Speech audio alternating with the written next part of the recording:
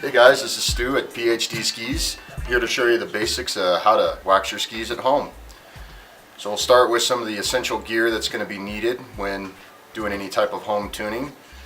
First off, any libations you need: coffee if it's early, beer if it's late. Essentials for waxing: nice waxing iron, wax, multiple different colors. That's also based on what snow temperature you're waxing for.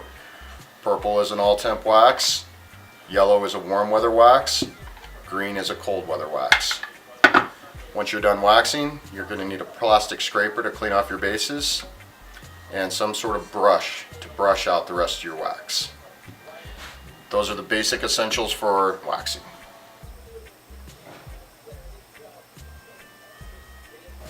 So to start, household rubber band, just to help keep the brakes out of the way while you're doing your base prep. Tie up your brakes like so, flip the ski upside down, you're ready to work. This is base cleaner. A rubbing alcohol or a wet rag can do the same thing. What this does is it removes any material off the base of the ski, dirt, edge filings, P-Tex. Also allows the base to be cleaned and ready for the new application of wax. Paper towel.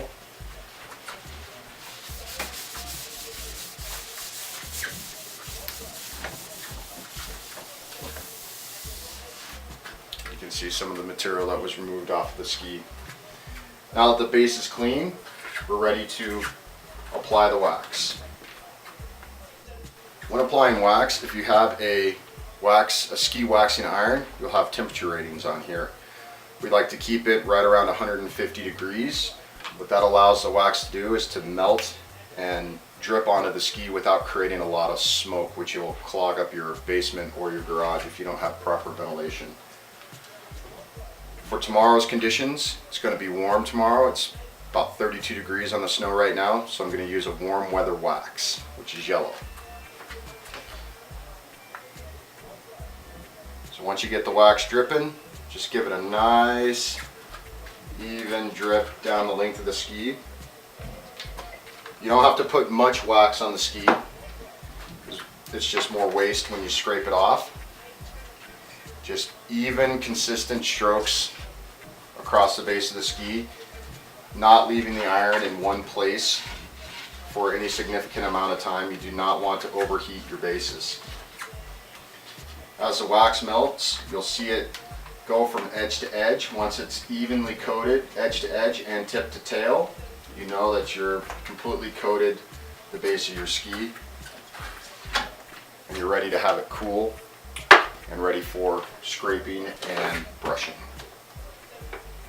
When you're waxing your ski, the important thing to know is that the application of wax with an iron is the fact that you're not just melting the wax onto the surface of the ski, but you're actually opening up the pores of the base, and these pores are actually absorbing the wax into the base. So when you're scraping, you're just scraping off the excess wax, so you don't need to leave any residue on the top of the ski.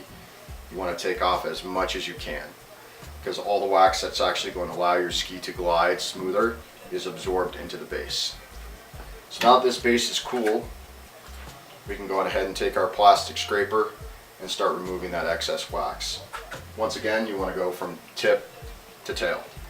To do that, you want to take your plastic scraper, put it on the tip of the ski at about a 45-degree angle, consistent strokes all the way down the ski.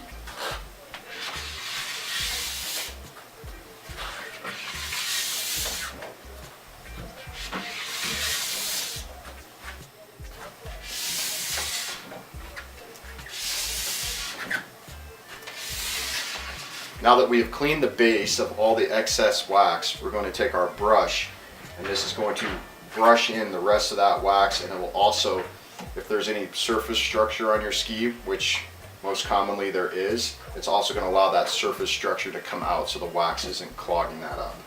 Once again, you go from tip to tail, nice pressure on the ski. Once you've finished your brushing, take the ski out of the vise, flip it over, remove your rubber band that's holding the brake, and you're finished.